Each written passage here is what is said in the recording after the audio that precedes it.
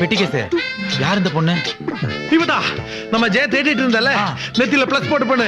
இவதா நெத்தில பிளஸ் போட்டு பண்ணு, நெத்தில பிளஸ் போட்டு பண்ணு. ஜெய செலக்ஷன் தான் கரெக்டா தான் இருக்கும். ரொம்ப நல்ல செலக்ஷன், ரொம்ப வெயிட்டான செலக்ஷன். வணக்கம் அண்ணி. ஏய் என்னடா ஜெய சூப்பர் செலக்ஷன். தேங்க்ஸ். கைய கொடு. எதுக்கு? ஜெய நீ சொன்னல நெத்தில பிளஸ் போட்டு பண்ணு.